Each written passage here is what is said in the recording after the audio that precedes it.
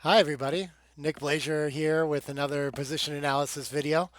And this one today you can see is a early game, almost opening, like fourth roll kind of thing, 6-4.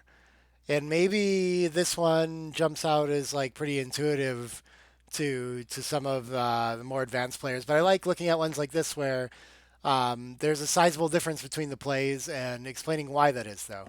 Because I think the tendency for a lot of players like getting into the game is to collect this set of like good plays and good ideas and when all we have is that and we're not like having some sort of logical structure to our thinking, then a position like this can look like quite a bit of a dilemma.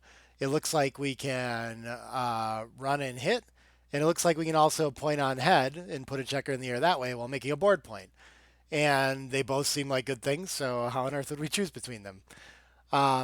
Here, though, I think we can get some big hints towards what play is going to be clearly best here by just thinking about like game plan, and also I think the biggest thing that we're trying to do in the opening of backgammon is, well, to try to develop our position to fix some of our liabilities and to also try to gain some sort of advantage somewhere in the position.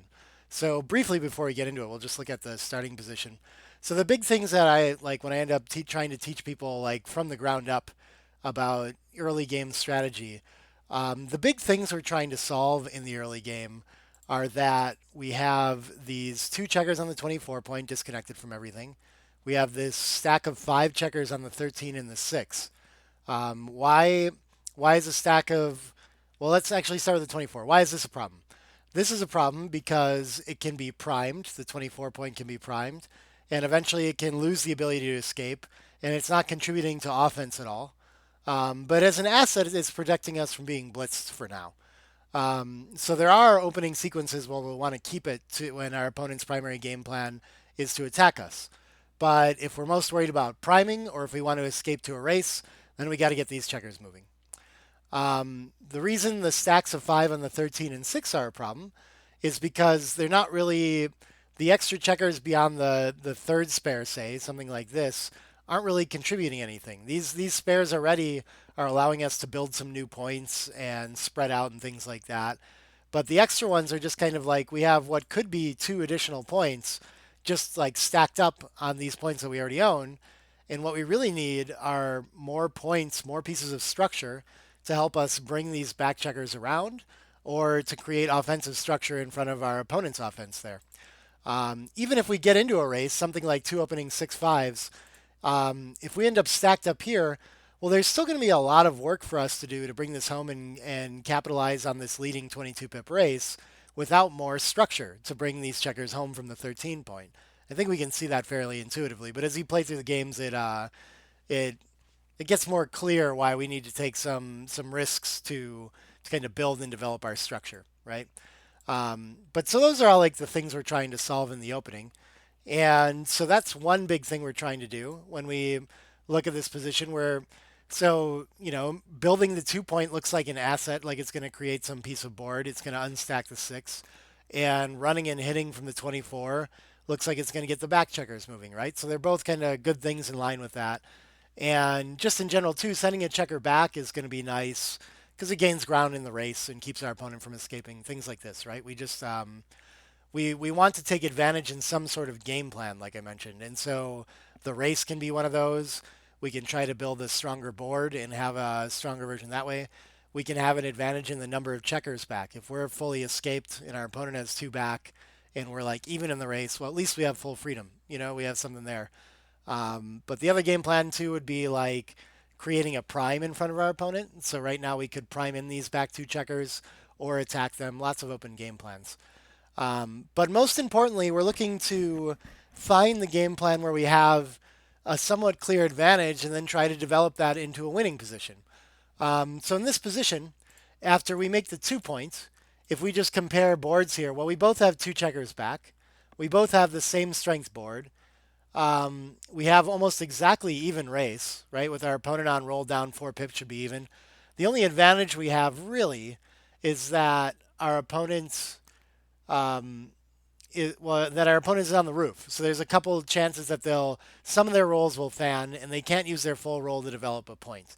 So maybe we'll end up like a roll ahead here. So it does look like we could maybe be minor favorites here, but everything looks pretty even.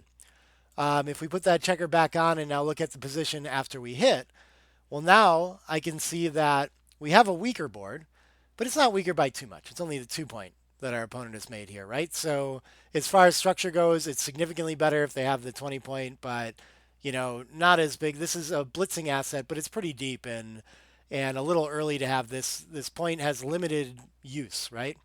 Um, so we might be down a little bit there. But after this play, we're clearly ahead in the race by quite a bit now. We have one of our checkers almost escaped and the other one back. So we have, call it 1.5 checkers back. And our opponent clearly has three. And we still get the tempo gain. So in this position after this play, we're down in the board a little bit, but we're clearly ahead in checkers back in race. So this looks like this should be clearly ahead in the game by a small amount.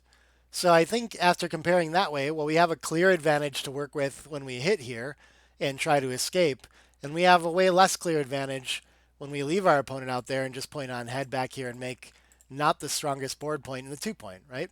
So yeah, for me, this should be pretty intuitive. Just looking for which option is going to give me a clear advantage in the game. And when we look that out, yeah, we're like a small favorite after running and hitting, even though we have to give a little back in being outboarded. And maybe we're like a small, at like almost dead even after making the 2 point. Even that tempo gain that we get isn't really worth much. Our opponent has a little bit better flexibility, I guess. They're already split. They might anchor things like this too.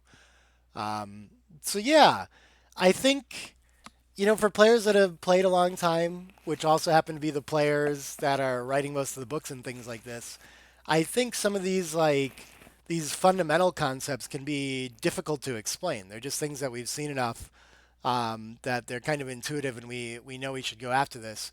But yeah, I'm really interested in trying to write a book about. I think just like trying to talk through those fundamentals of strategy at each layer of the game and how we can be certain in plays like this. How we know that we have a clear advantage after hitting in the outfield, but it's way more even after making the point, and how to sort of evaluate plays and different game plans like this in the right order and things like that, and have some goal in mind instead of just looking at these all as good plays and like, well, I have two good plays. Well, I guess I'll just pick one.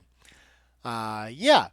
So hopefully this is a little easier position for a lot of you, but I hope it gives some like clarity to how to make these decisions too.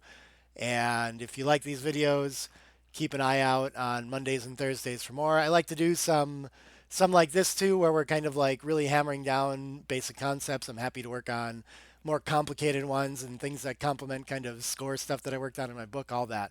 So if you have positions that you're interested in having me talk about, send them my way too. I'm starting to get the ball rolling on more interviews, like the Dan Rivera one I did.